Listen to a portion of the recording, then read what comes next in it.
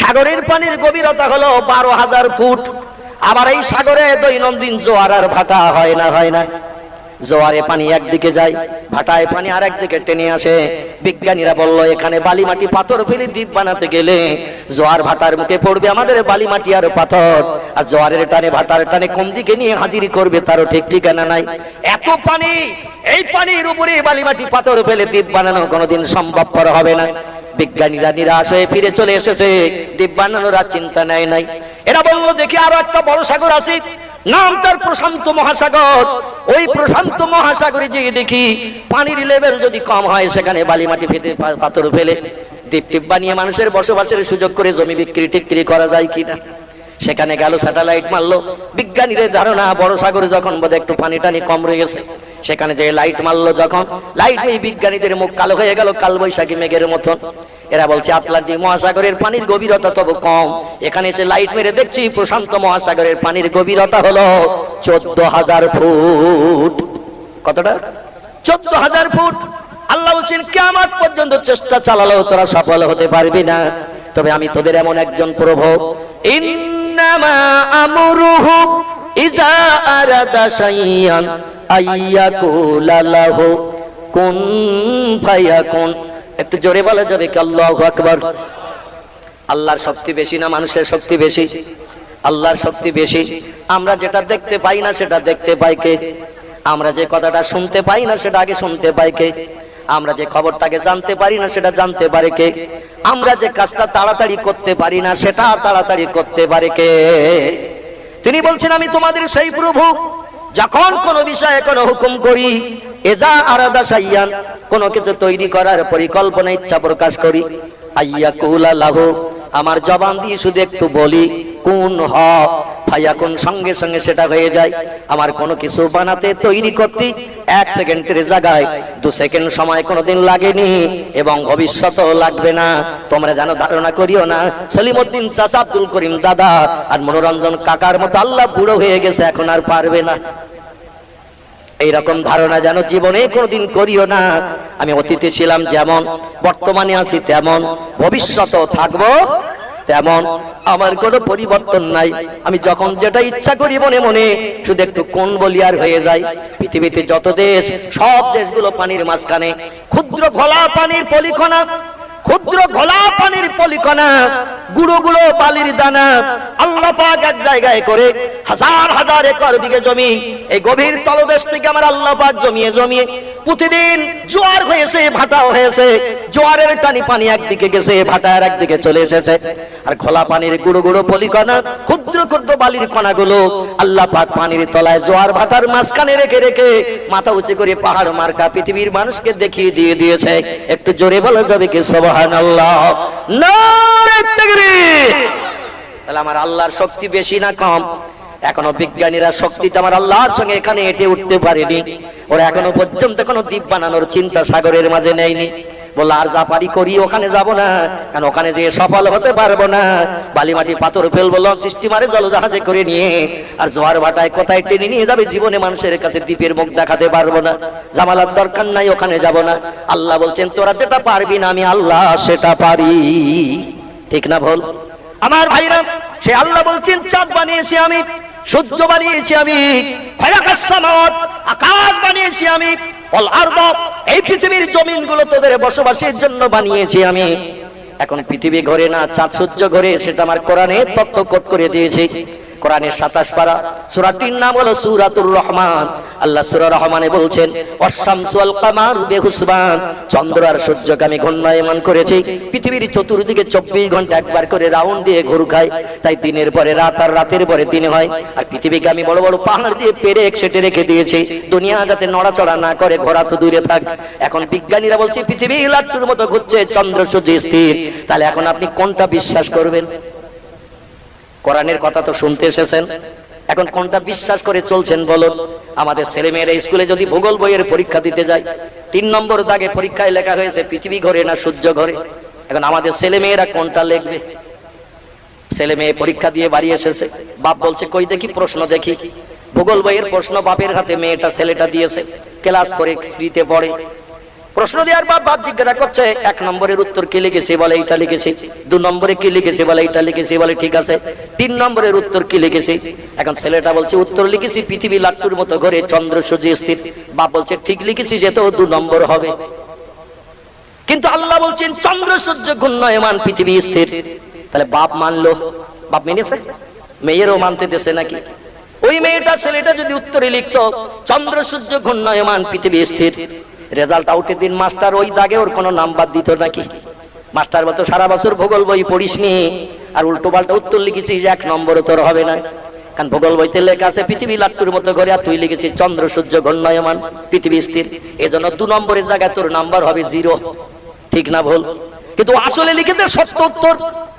কিন্তু মাস্টারের মগজ খেয়েছে বিজ্ঞানীরা, বিজ্ঞানীরা মাস্টারদের মগজ ঘুলিয়ে খেয়েছে, মাস্টারেরা আমাদের ছেলে মেয়েদের বাপের মগজ ঘুলিয়ে খেয়েছে। এজন্য আমরা কোরআন পড়ি না, কোরআনের মানে মতলব জানি না, তাই কোরআন বিশ্বাস করি না। অধিকাংশ ক্ষেত্রে আমরা সব কোরআন অবিশ্বাস করার কারণে বেঈমান হয়ে রয়েছি। অধিকাংশ ক্ষেত্রে আমরা কিন্তু বেঈমান হয়ে রয়েছি। কোরআনের একটা তথ্য যদি অস্বীকার করে বিজ্ঞানীর তত্ত্বকে আমরা মর্যাদা দিই, খোদার কসম আমরা আর মুমিন থাকবো না, সব বেঈমান হয়ে যাব। আমার ভাইরা, পৃথিবীর বিজ্ঞানীরা বলছে 10 দিক। এ ধারাপাতে লেখা আছে না নাই? কি অসুবিধা হচ্ছে নাকি? কোরআন তো শুনতে এসেছেন, আর কিরাম শুনবেন? একটুখানি আগে সইষে নেন, সইষে একটু ঘাস মেরিয়ে নেন, তারপরে দানা দিলে সারা হবে। ঘাস বাগানে দানা দিলে তো সারা হবে না, দানা সব বেকার হয়ে যাবে। পৃথিবীর বিজ্ঞানীরা ধারাপাতে লিখে দিয়েছে 10 দিক। লিখেছে না লিখিনি? ধারাপাতে বিজ্ঞানীরা লিখেছে 1 চন্দ্র। আছে না নেই? 1 চন্দ্র। আল্লাহ বলছেন ওরে দুনিয়ায় দাঁড়িয়ে 2,32,000 মাইল দূরে চাঁদ থেকে তোরা ধারাপাতে লিখিস না। একটা তাল গাছের মাথায় উঠেছেন, ইউক্যালিপ্টাস গাছ একটু লম্বা হয় কিনা?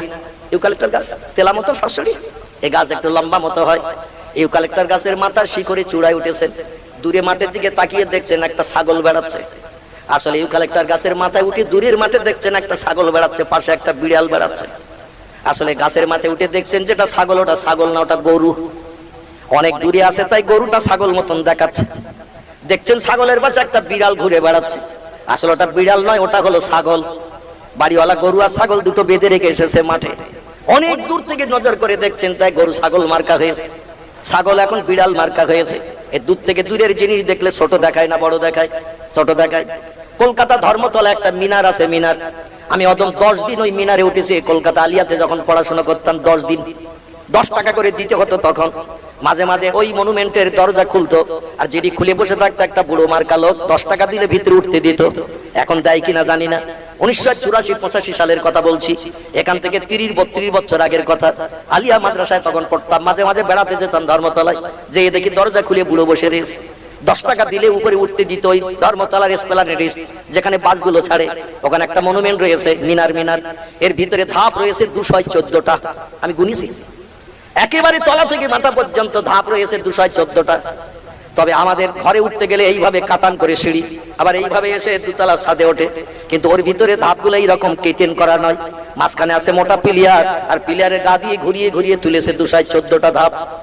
এই মিনারের মাথায় ঠেলে উঠলে তলার দিকে তাকালে বাসগুলো সব খেলনা বাসের মতন দেখায়। ছেলেরা দড়ি বেঁধে যে বাস টেনে টেনে বাড়ি ঘুরোয়, দড়ি বেঁধে ওই বাসের মতন দেখায়। ওই মিনারের মাথা থেকে নিচের দিকে তাকালে 214টা ধাপ আছে, একেবারে শেষ মাথা পর্যন্ত। আমি কয়েকবার গুনেছি, যদি আপনাদের নসিবে জোট একদিন উঠবেন গুনবেন, দেখবেন আমারই কথায় একমত হতে পারবেন। আর ওই খেলনা বাসের পাশে লোকগুলো সব ঘুরে বেড়াচ্ছে পুতুলের মতন। তাহলে সব পুতুল ঘুরে বেড়াচ্ছে নাকি? উপরের থেকে তাকিয়ে দেখছে সব পুতুল মার্কা লোকগুলো বেড়াচ্ছে। এই যে 5 ফুট 5.5 ফুট লম্বা লোকগুলো সব ছোট ছোট পুতুল মার্কা দেখাচ্ছে, কারণ অনেক উপরের থেকে নজর করা হয়েছে তলায়, তাই লোকগুলো এখন পুতুল হয়েছে, বাসগুলো খেলনা বাস হয়েছে। দূর থেকে দেখলে বড় জিনিস ছোট দেখায়। এখন এই পৃথিবী জমিন থেকে যে চাঁদ আমরা দেখছি, চাঁদের দূরত্ব হলো 2,32,000 মাইল দূর। তাহলে এই চোখে কি চাঁদ কেমন দেখা সম্ভব? এই কথা বলেন। সামান্য মনুমেন্টের মাথায় উঠলে তাই বাসগুলো খেলনা বাস, মানুষগুলো পুতুল হচ্ছে। দূরের মাঠে তাকালে গরু ছাগল মার্কা, ছাগল বিড়াল মার্কা দেখাচ্ছে। আর এই জমিনে দাঁড়িয়ে 2,32,000 মাইল দূরে চাঁদ যদি আপনি দেখেন, তো চাঁদটা একটা কি দুটোই কি অনুভব করা যাবে নাকি? এই চোখে যাবে নাকি? এই চোখে অনুভব করা যাবে না। আল্লাহ বলেন দুনিয়ার জমিনে দেখে চাঁদ দেখে ধারাপাতে লিখিস না 1 চন্দ্র। একটু চাঁদে আয়, ভালো করে দেখে যা, যেয়ে লেখ। আমার কোরআনের কথা কিয়ামত পর্যন্ত যেমন কেউ মিথ্যা প্রমাণ করতে পারবে না। একবার চাঁদের দেশ ঘুরে গেলে কিয়ামত পর্যন্ত তোদের কথাও কেউ মিথ্যা প্রমাণ করতে পারবে না। তবে আন্দাজে তত্ত্ব লিখিস না, লিখলে শুধু কাটাকুটি চলবে কিয়ামত পর্যন্ত। জোরে বলুন একটু আমিন। 1969 সাল আমেরিকার দেশ থেকে প্রথম 3 জন বিজ্ঞান চাঁদের দেশে গেল। রকেট থেকে চাঁদের দেশে নেমে হাঁটতে হাঁটতে চাঁদের দেশের মাঝখানে গেল, যে দেখে দুটো চাঁদ জোড়া দেওয়া রয়েছে। জোরে বলুন একটু সুবহানাল্লাহ। ওরা ফটোগ্রাফ করে নিয়ে পৃথিবীতে নেমে আসলো চাঁদের দেশের মাটি নিয়ে। লম্বা ঘটনা, আপনারা কম বেশি জানেন, আমি শুধু ছোট্ট তথ্যটা দিতে চাইছি। ওরা চাঁদের দেশ ঘুরে এসে ফটো করে নিয়ে পৃথিবীতে নামলো আমেরিকায়, যুক্তরাষ্ট্রে। নেমে আমেরিকার উচ্চ শিক্ষিতদের বললো চাঁদ কটা? বলে প্রতিদিন যা দেখি তাই বলবো একটা। খ্রিস্টানীদের মামাতো ভাই খালাতো ভাই যারা, এরা হলো ইহুদি, ওদের জিজ্ঞাসাবাদ করা হলো তোমরা পৃথিবীতে উচ্চ শিক্ষিতা, তোমরা বলো চাঁদ কটা? ওরা বলছে প্রতিদিন যা দেখি তাই বলবো একটা। এবার পৃথিবীতে নকলে ফাঁস যারা, কোন দেশ কিছু বানালেই 2-5 মাসের ভিতরে নকল বানায় যারা, এরা হলো চাইনিজ, চীন বৌদ্ধ ধর্মাবলম্বী। চীন হলো নকলে ফাঁস। আমাদের ভারতও কম না, এরাও নকলে 2 নম্বর। যদি কোনো দেশ কোনো কিছু বানায়, ভারতও 2-1 বছরের ভিতরে তার নকল বার করে দেয়। এই জন্য ভারতের নকলে 2 নম্বর, চীন হলো 1 নম্বর। এরা হলো বৌদ্ধ ধর্মাবলম্বী। ওদের জিজ্ঞাসাবাদ করা হলো অগ্নি অস্ত্রে তোমরা এখন পৃথিবীতে 2 নম্বর, তোমাদের অগ্নি অস্ত্র পৃথিবীতে মর্যাদায় 2 নম্বর হিসাবে বিবেচিত হয়েছে, বলো তোমরা আকাশে চাঁদ কটা? উচ্চ শিক্ষিতরা ওরা বললো প্রতিদিন যা দেখি তাই বলবো একটা। এবার ভারতের উচ্চ শিক্ষিত হিন্দুদের জিজ্ঞাসা করা হলো, জনসংখ্যায় যারা বেশি, এদের জিজ্ঞাসা করা হলো এই উচ্চ শিক্ষিত হিন্দুরা তোমরা বলো চাঁদ কটা? এরা বললো প্রতিদিন যা দেখি, ওরা যা বলেছে আমাদের একমত একটা। কারণ আমরা কি আবার 2 মত পোষণ করবো নাকি? আমরাও যা দেখি তাই বলবো একটা। শিক্ষায় যারা সব থেকে পিছিয়ে আছে, এরা হলো আমার জাত কম মুসলমান। পৃথিবীতে সব ধর্মাবলম্বীদের কাছে শিক্ষায় পিছিয়ে রয়েছে মুসলমান। এরা শিক্ষায় অগ্রগণ্য ভূমিকা নিতে পারেনি। আর আমরা যে শিক্ষায় পিছিয়ে আছি, আমাদের ঘরের ছেলেই সেই তথ্য দিয়েছে, এজন্য আমরা তার তথ্য অ্যাভয়েড করতে পারি না। বাড়ি তার এই পশ্চিম বাংলার বর্ধমান জেলা, গ্রামটির নাম হলো চুরুলিয়া। বর্তমানে তিনি কবরস্থে আছেন বাংলাদেশের রাজধানী ঢাকা মহানগরীতে। আমি এবছর তার 2 বার কবর জিয়ারতের সুযোগ পেয়েছিলাম। ঢাকা হয়ে যখন সিলেটে গেলাম নয়নপুরে জলসা করতে, আমার ভাইরা আবার চট্টগ্রামে গেলাম হাটহাজারিতে। ঢাকা হয়ে যাওয়ার পথে তার কবর জিয়ারত করলাম। গত বছর 3 বার তার কবর জিয়ারতের সুযোগ পেলাম। লোকটির নাম হলো কবি কাজী নজরুল ইসলাম। এই গত 16 তারিখে এপ্রিলে আমি আবার বাংলাদেশ ঘুরে আসলাম, আরেকজন ব্যক্তির কবর জিয়ারত করে আসলাম। তার বুকের উপর দিয়ে গেলাম নওগাঁ ডিস্ট্রিক্টে। বুকের উপরটা হলো রাজশাহী। কি নাম বললাম? রাজশাহী। আমাদের মুসলমানের একটি ছেলে সেখানে কবরস্থ হয়ে রয়েছে, বাড়ি আমাদের ঘরের পাশে। আমরা অনেকে তারই চিনি, অনেকে চিনি না। যিনি ওয়ার্ল্ড রেকর্ড বুকে, গিনেস বুকে ডিগ্রিতে 1 নম্বরে মর্যাদা নিয়ে গিনেস বুকে, রেকর্ড বুকে নাম লিখে রেখেছেন, তার বাড়ি জাপানে, জার্মানি, ইংল্যান্ড, হল্যান্ড, পোল্যান্ডে নয়, তার বাড়ি আমাদের ঘরের পাশে। এই ভারতবর্ষের অঙ্গরাজ্য পশ্চিম বাংলা, এই পশ্চিম বাংলার একটি জেলার নাম তার উত্তর 24 পরগনা। উত্তর 24 পরগনা জেলায় একটা থানা আছে, থানাটির নাম হলো হাড়োয়া থানা। কি নাম? হাড়োয়া থানা। চেনেন তো নাকি? গোরাচাঁদ পীরের কবর আছে না হাড়োয়া থানায়, নদীর ধারে। এই হাড়োয়া থানার গায়ে তার জন্মভিটা। এই উত্তর 24 পরগনার হাড়োয়া থানার গায়ে হলো তার জন্মভিটা। বর্তমানে তিনি কবরস্থে আছেন বাংলাদেশের রাজশাহীতে। জায়গাটির নাম হলো বাগমারা বাজার। আমি গত 16 তারিখে গেলাম, 17 তারিখে ফেরার পথে নওগাঁয় প্রোগ্রাম সেরে তার কবর জিয়ারতে বাড়ি ফিরলাম। লোকটির নাম হলো ডক্টর শহীদুল্লাহ সাহেব, যিনি 22টা ভাষায় এমএ ফার্স্ট ক্লাস ডিগ্রি অর্জন করে ওয়ার্ল্ড রেকর্ড বুকে মুসলমানদের মুখ উঁচু করে রেখেছে। জোরে বলুন একটু সুবহানাল্লাহ। হিন্দু পারিনি, জৈন পারিনি, শিখ পারিনি, বৌদ্ধ পারিনি, ইহুদি পারিনি, খ্রিস্টান পারিনি, কোল, ভিল, নাগা, খাসা, মুন্ডা, আর্য, অনার্য, আদিবাসী, সাঁওতালিরা কেউ তার ধারে পাশে ঘিসতে পারেনি। ওয়ার্ল্ড রেকর্ড বুকে উচ্চ শিক্ষিত হিসাবে এখনো পর্যন্ত 1 নম্বরে নাম লিখে রেখেছেন, কেউ তার সামঞ্জস্য হতে পারেনি, রেকর্ড ভাঙতে পারেনি। এনার নাম ডক্টর শহীদুল্লাহ সাহেব। আমরা মুসলমান শিক্ষায় পিছিয়ে আছি বলে উনি আমাদের মুখ উঁচু করে বিধর্মীদের কাছে মাথা তোলার জন্য তিনি এই রেকর্ডটা আমাদের জন্য দিয়ে গেছে। জোরে বলুন একটু সুবহানাল্লাহ। আমার ভাইরা, তিনি ওই বাংলাদেশের রাজশাহীতে ভারত পাকিস্তান ডিভাইডেড হওয়ার পরে ওই দেশে যে তিনি বসবাস করে ওখানে কবরস্থ হয়ে রয়েছেন। যে লোকটার নাম আমি বলতে চাইছিলাম পূর্বে, এনার বাড়ি এই পশ্চিম বাংলার বর্ধমান জেলা। বর্ধমান জেলার একটি গ্রাম নাম তার চুরুলিয়া। এই চুরুলিয়া গ্রামে জন্মগ্রহণ করেছিলেন। বাল্যকালে বাবার এতিম হওয়ার কারণে তারে দুঃখু মিয়া বলে বলে ডাকা হতো। ইনি বেশি লেখাপড়া শিখতে পারেননি, তার জীবনে আলগা করে দেখবেন ক্লাস 7 পড়ার পরে আর পড়তে পারেননি। মা গরিবের ঘরের বিবি ছিল, বাবা মারা যাওয়ার পরে জায়গা জমি কিছুই রেখে যেতে পারেনি, তাই বড় ধনির বাড়িতে চাকরানির ঝিয়ের কাজ করতেন ওনার মা।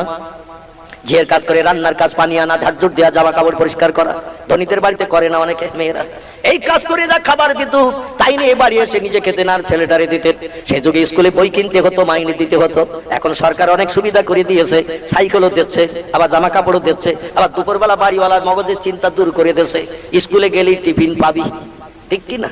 মা ডেকে বলছে স্কুলে যা, ছেলে কোন কোন করছে। মা বলছে যাবি না? বলে আজকে রাত যাবো না। বলে আজকে কি বার রে হারা? বলে আজকের বৃহস্পতিবার। বলে বই নিয়ে যাস না যাস, অন্তত কেটলিটা নিয়ে যা, আজকে ডিম আর সয়াবিন দেবে। আজকের বৃহস্পতিবার, আজকের ডিম আর সয়াবিন দেবে, বই নিয়ে যাস না যাস, অন্তত কেটলিটা নিয়ে যা। একটা ডিমের দাম 7 টাকা, সিদ্ধ করা ডিম দেবে, সয়াবিন আলু দেবে, বাড়ি নিয়ে আয়। তুই না খাস অন্তত গরু ছাগলের তো দেওয়া যাবে, হাঁস মুরগির দেওয়া যাবে। এখন দুপুরের চিন্তা স্কুলে ছেলে মেয়েদের সব সরকার নেছে কিনা, কত সুবিধা করে দিয়ে দিয়েছে। তখন মাইনে দিতে হতো, খেতে দিতে হতো, জামা কাপড় কিনতে হতো। এই জন্য কষ্ট করে দুঃখ মিয়ার পড়াশোনা হয়নি, ক্লাস 7 পাস করে ক্লাস 8-এ উঠে আর বইপত্র মা জোগাড় করতে পারেনি, তার লেখাপড়া নসিবে জোটেনি। কিন্তু এই ছেলেটির জ্ঞানের কথা মাধ্যমিকের ছেলে মেয়েদের লাগে না, লাগে না? উচ্চ মাধ্যমিকের ছেলে মেয়েদের পড়তে হয় কিনা? বিএ ডিগ্রি কোর্সের ছেলে মেয়েদের তার জ্ঞানের কথা নিতে হয়। আসলে তার জ্ঞান ছিল ক্লাস 7, কিন্তু তার জ্ঞানের বহর ছিল অনেক, যাতে বিএম এর ছেলে মেয়েদেরও তার জ্ঞান নিয়ে পড়ে ডিগ্রি অর্জন করতে হয়। আমার ভাইরা, আমি যেটা বলতে চাইছিলাম সেটি হলো এই কবি কাজী নজরুল ইসলাম, আমরা যে পৃথিবীতে শিক্ষায় পিছিয়ে আছি, এটা তিনি কবিতার মাধ্যম দিয়ে তথ্য দিয়ে দিয়েছেন। মানি না মোরা কোরআন হাদিস, চলি না শরীয়ত মতো, সংখ্যায় মোরা বেড়ে চলেছি গরু ছাগলের মতো। বিশ্ব যখন এগিয়ে চলেছে, আমরা তখন পিছে, বিবি তালাকের ফতোয়া খুঁজি, হাদিস কোরআন চষে।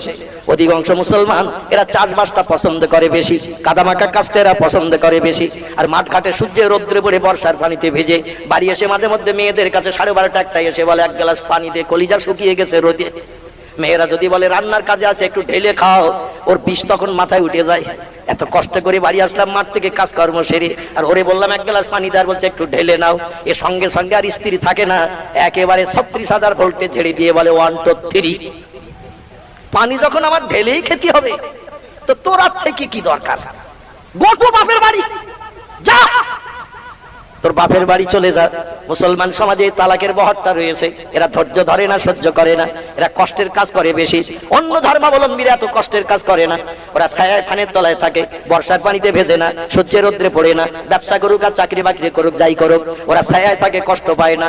এই জন্য বাড়ি এসে স্বামী স্ত্রীতে মতদ্বন্দ্ব হয় না। আর আমাদের তো পশুর মতন খেটে বাড়ি আসতে হয়, কাদামাকা কাজটা পছন্দ করেছি। আর বাড়ি এসে যদি একটু কথা কাটাকাটি হয়, বিষ তো মাথায় উঠে রয়েছে মাঠে থাকতে, আর বাড়ি এসে সঙ্গে সঙ্গে বীজ ছেড়ে দেয়।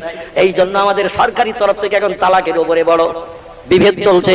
ওরা বলছে যখন তখন তালাক দিলে হবে না, তালাক উঠিয়ে দিতে হবে, মুসলিম পার্সোনাল ল উৎখাত করতে হবে। এই নিয়ে এখন ঝামেলা ঝঞ্ঝাট চলতেছে মুসলিম ভার্সেস বর্তমান বিজেপি সরকারের সঙ্গে। আল্লাহ পাক মুসলমানদের ধর্মীয় বিধানকে কিয়ামত পর্যন্ত হিন্দুস্তানে বাস্তব জীবনে রূপদান করে রাখার যেন তৌফিক দান করেন। জোরে বলুন একটু আমিন। আল্লাহর কোরআনের বিধান এটা ভালো না খারাপ? তোমার মগজের জ্ঞান তো সীমিত জ্ঞান। আল্লাহ বলছেন ওমা উতিতুম মিনাল ইলমি ইল্লা কালিলা। মানুষ তোমাদের মগজের জ্ঞান হলো সীমিত জ্ঞান। সীমিত জ্ঞান নিয়ে আমি অসীম জ্ঞান রাশির মালিক। আমি আল্লাহ আমার জ্ঞানের সঙ্গে পাল্লা দিতে চেয়েও না, আমার যে আইনকে যেন উৎখাত করতে চেয়েও না, নস্যাৎ করতে চেয়েও না। এতে তোমাদের লস ছাড়া লাভ হবে না। আমি ভালোর জন্য নিয়ম নীতি দিয়েছি, গাইড বুক দিয়েছি। এই গাইড বুক মেনে চললে দুনিয়ার সংসার জীবনে সুখী হবে, কবর হাসর পরকালে মুক্তি পেতে পারবে। একটু চিল্লাই বলুন আমিন, জোরে বলুন একটু আমিন। আমাদের ঘরের ছেলে বলল বিশ্ব যখন এগিয়ে চলেছে, আমরা তখন পিছে, বিবি তালাকের ফতোয়া খুঁজি, হাদিস কোরআন চষে। মানি না মোরা কোরআন হাদিস, চলি না শরীয়ত মতো, সংখ্যায় মোরা বেড়ে চলেছি গরু ছাগলের মতো। একটু চিল্লাই বলুন নাউজুবিল্লাহ। এখন আমরা যে গরু আর ছাগল, ভেড়ার দুম্বার দল, বর্তমানে দুটি জাতি এখন রাখাল সেজেছে। খুব ভালো করে শোনেন, দুটি জাতি পৃথিবীতে এখন রাখাল সেজেছে। একটি জাতির নাম ইহুদি, একটি জাতির নাম খ্রিস্টান। এই দুটি জাতি এখন রাখাল সেজে পাছন হাতে করে নিয়েছে। আর আমরা ভেড়া ছাগল আর দুম্বার দল এখন ওই রাখালদের পাছনের বাড়ি খেয়ে খেয়ে শুধু ছুটতেছি। ঠিক বললাম না ভুল বললাম? ওরা এখন রাখাল সেজে শুধু পাছন দিয়ে বেরোচ্ছে। পৃথিবীর বিভিন্ন দেশের দিকে লক্ষ্য করো, মুসলিমরা শুধু এখন নির্যাতিত, অত্যাচারিত, নিপীড়িত। পৃথিবীর সব দেশে মুসলমানেরা কম বেশি অত্যাচারিত। ভারত এখন আর রেহাই নাই, আছে নাকি? আজকেরও কাগজে দেখলাম 3 জন দিল্লিতে গরু নিয়ে আসছে, মহিষ নিয়ে আসছিল গাড়িতে করে। গরু জবাই করা বন্ধ ঠিকই আছে, কিন্তু মহিষ জবাই করা বন্ধ নেই। মহিষ কিনে নিয়ে আসছিল 3 জন যুবক, গাড়ি থেকে নামিয়ে পিটিয়ে তাদের জনম জনম হসপিটাল সই করেছে। বাঁচবে কিনা এখন আল্লাহ বেশি জানে। 2 জন পুলিশের সামনে মারছে একদল গোরক্ষক কমিটি, পুলিশেরাও কোনো মন্তব্য করে না, কিছু বলে না। মুসলমান এখন ব্যবসাও পর্যন্ত করতে পারবে না, এইরকম একটা পরিস্থিতি মুসলমানদের উপরে তৈরি হয়েছে। আগামীতে আইন পাস হবে, গরু জবাই বন্ধ যেমন হয়েছে, আগামীতে আইন পাস হয়ে যাবে, কোনো সন্দেহ নাই। মাথায় টুপি দিয়ে রাস্তায় বেরোতে পারবে না, মুখে দাড়ি নিয়ে চলতে পারবে না, হাঁটুর নিচে লম্বা জামা গায়ে দিতে পারবে না, সৌদি আরবের দেশের পোশাক পরিচ্ছদ ওই নিয়ম চলবে না। রাজা ভরতচন্দ্রের নামে দেশের নাম ভারতবর্ষ, তার বড় ভাইয়ের নাম হলো শ্রীরামচন্দ্র, যিনি ভগবান হিসাবে বিবেচিত।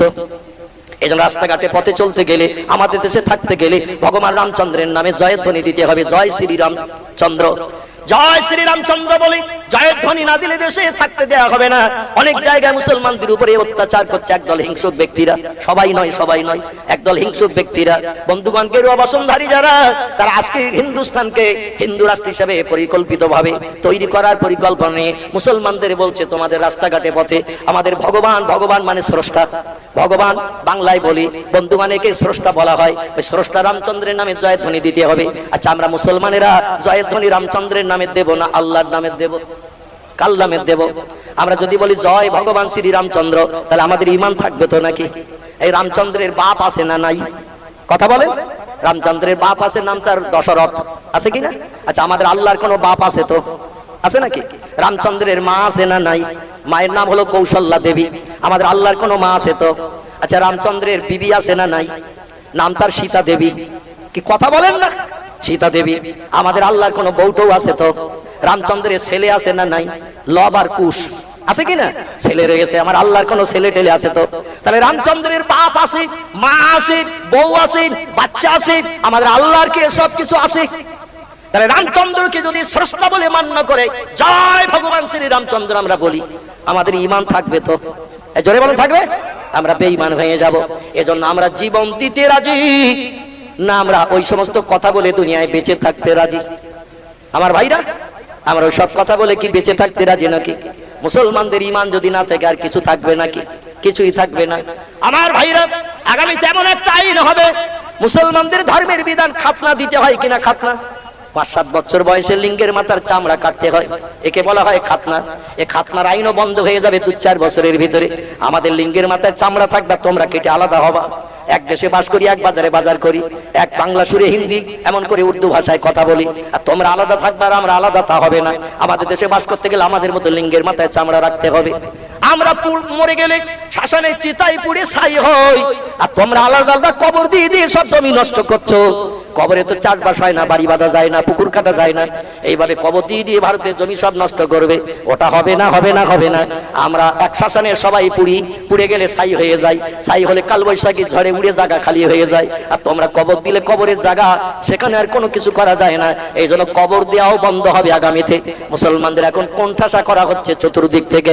আমার ভাইরা, আগামীতে আমাদের আর উপায় থাকবে না পাশ ফেরার। এখনই আমাদের পাক্কা মুমিন হওয়ার দরকার আছে কিনা? জোরে বলুন, পাক্কা মুমিন হতে হবে।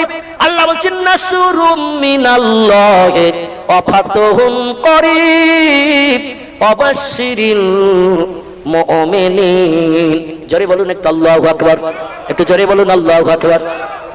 আমার আল্লাহ উম্মতি মুহাম্মাদীদের জন্য গাইড বুক, জীবন বিধান কোরআন পাঠিয়েছে। কোরআনে আল্লাহ বলছেন নাসরুম মিনাল্লাহ, আমি আল্লাহ আমার সাহায্য, আমার মদদ, আমার উপকার, ওয়া ফাতহুন করিব, তোমাদের জন্য অত্যন্ত নিকটবর্তী, কাছাকাছি করে রেখেছি, তোমরা চাইলেই পাবে। এখন ভারতের মুসলমানের আল্লাহর কাছে কত কিছু চাচ্ছে, কিন্তু আল্লাহ দিচ্ছে। এই জোরে বলুন, দিচ্ছে। আসলে আল্লাহর সঙ্গে আমাদের তো ঈমানের সম্পর্ক নাই, আমরা আল্লাহর কাছে বেঈমান হিসাবে বিবেচিত হয়ে আছি। আর বেঈমানদের জন্য আল্লাহর কোনো সাহায্য জীবনে কোনোদিন আসবে? জোরে বলুন, আসবে? জীবনে কোনোদিন আসবে না। আমার ভাইয়ের আগে পাক্কা মুমিন হতে হবে। আল্লাহ বলছেন ওয়াবাশশিরিল মুমিনিন, শুভ সংবাদ তাদের জন্য, খুশখবরি তাদের জন্য যারা পৃথিবীতে পাক্কা মুমিন হবে। আমার কোরআন নবীজির বাণী বাস্তব জীবনে রূপদান করে পৃথিবীতে পাক্কা মুমিন হয়ে যারা চলবে, আমার কাছে হাত পাতলেই তারা সাহায্য পাবে। আমাদের নবীজি পাক্কা মুমিন ছিলেন না কম দরজার মুমিন ছিলেন? জোরে বলুন। আমাদের নবী ছিলেন মুমিনদের ভিতরে 1 নম্বরের পাক্কা মুমিন, ঠিক কিনা? নবীজি বদরের যুদ্ধে গেছেন 313 জন সাহাবীদের নিয়ে, 313 জন সাহাবী নিয়ে গেছেন বদরের যুদ্ধ করতে। মক্কা থেকে যুদ্ধ করতে এসেছে 1000-এর উপরে লোক। তাহলে মুসলমানদের থেকে মক্কার মুশরিকরা বেশি না কম? ক ডবল? 3 ডবলের উপরে। মুসলমানেরা 313 জন, আর ওরা এসেছে 1000-এর উপরে, মানে 3 ডবলের বেশি। মুসলমান অনেক সাহাবীদের হাতে কোনো অগ্নি অস্ত্র নাই, নবীর মুখে হাসি ফোটাতে আল্লাহর দ্বীন প্রতিষ্ঠার জন্য ওরা ময়দানে এসেছে। জোরে বলুন সুবহানাল্লাহ। অনেক সাহাবী অর্ধপেটা, খাওয়া হয়নি তাদের, গরিব মানুষ, ইসলাম গ্রহণ করেছে প্রথমে গরিবেরা, ধনীরা ইসলামের দাওয়াত কবুল করেনি। ধনীদের অভাব অনটন ছিল না, তাই নবীর আদর্শের কাছে মাথা নত করতে চাইনি। গরিবেরা প্রথম কলেমা পড়ে মুসলমান হয়েছে, ধনীরা তখন শুধু মজা দেখেছে গরিবদের উপর অত্যাচার উৎপীড়ন করে। চিল্লাই বলুন একটু নাউজুবিল্লাহ। আল্লাহ নবী বলছেন, গরিবেরা আমার ভাই, আমি গরিবদের ভাই, আল্লাহ আমাকে গরিবে হালাতে দুনিয়ায় রাখিও, গরিবে হালাতে আমার মরণটা করিও, হাসরের মাঠে গরিবদের সঙ্গে আমার হাসর করিও। একটু জোরে বলুন। নবী বলছেন, আল্লাহ গরিবের আমার ভাই, আমি গরিবদের ভাই, আল্লাহ আমার মরণটা গরিবী অবস্থায় করিও, হাসরের মাঠে গরিবদের সঙ্গে আমার হাসর করিও। সাহাবীরা বলে, ইয়া রাসূলুল্লাহ, আপনি গরিবদের সম্পর্কে এত কেন প্রশংসা করছেন? নবী বলেন, হাসরের মাঠে গরিবদের হিসাব নিকাশটা তাড়াতাড়ি হয়ে যাবে, আর ধনীদের হিসাব দিতে দিতে কলিজা গরম হয়ে যাবে। জায়গা জমি টাকা পয়সা ব্যাংক ব্যালেন্সের হিসাব দিতে দিতে কলিজা গরম হয়ে যাবে সূর্যের রৌদ্রে। এই জন্য আমি একটু তাড়াতাড়ি হিসাব নিকাশ থেকে নিষ্কৃতির জন্য গরিবী হালাতিটা পছন্দ করেছি। আর কিয়ামতের মাঠে বিচার আনতে আমি গরিবদের নিয়ে জান্নাতের ভিতরে এক জায়গায় সুখ ভোগ করব। চিল্লাই বলুন একটু সুবহানাল্লাহ, নারে তাকবীর। এই গরিব মুসলমানদের সাথে করে নিয়ে আল্লাহর পয়গম্বর বদর নামক কুয়ার কাছে, মদিনা থেকে মক্কার দিকে আসতে 60-65 কিলোমিটার মতো রাস্তা, কিছু কম বেশি হবে। পাহাড়ের কিনারে একটা কুয়া, যে কুয়ায় বালতি দড়ি ফেলে দিয়ে পানি উঠাতো রাস্তার ব্যবসায়ীরা, পিপাসার পানি পান করতো, গোসল টোসল সারত। এই কুয়াটার নামকরণ করে ইসলামের প্রথম যুদ্ধের নাম বদরের যুদ্ধ নামকরণ করা হয়েছে। বদর শব্দের বাংলা অর্থ হলো একটা কুয়া। এই কুয়ার ধারে যুদ্ধ হচ্ছে। আল্লাহ নবী 313 জন ক্ষুধার্ত, রোগগ্রস্ত, অভাবী, অগ্নি অস্ত্র নাই, খালি হাতে এসেছে ময়দানে, আল্লাহ নবী নিয়ে হাজির হয়েছেন। আর মক্কার মুশরিকরা সব বড় বড় বীর যোদ্ধা, পূর্বে বহুবার যুদ্ধ বিগ্রহ করেছে তারা। কারো নাম আবু জেহেল, কারো নাম আবু লাহাব, কারো নাম উমাইয়া বিন খালদ, কারো নাম সুফিয়ান ইবনে খালিদ হারবি, কারো নাম উতবা, কারো নাম উতাইবিয়া, কারো নাম শুআইবিয়া, কারো নাম ইকরামা, কারো নাম আবু সুফিয়ান, কারো নাম হযরতে আব্বাস। এরা কেউ তখন কলেমা পড়ে মুসলমান হয়নি। সব নবীজির জানি দুশমন, ইসলামের শত্রু। নবীর চাচা আব্বাস পর্যন্ত তখনও কলেমা পড়েনি।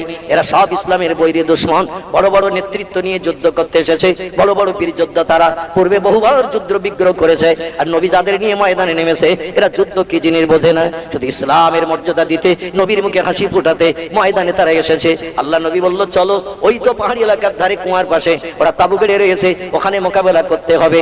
ওদের ধর্ম শ্রেষ্ঠ না আমাদের ধর্ম শ্রেষ্ঠ, ময়দানে মোকাবেলার মাধ্যম দিয়ে তার প্রচার প্রসার হবে, তার প্রমাণ হবে। আমার ভাইরা সাহাবীরা বলে, ইয়া রাসূলুল্লাহ, আমরা যাচ্ছি ময়দানে মোকাবেলা করতে, আমাদের সঙ্গে হয়ে আপনাকে দলে থাকতে হবে না।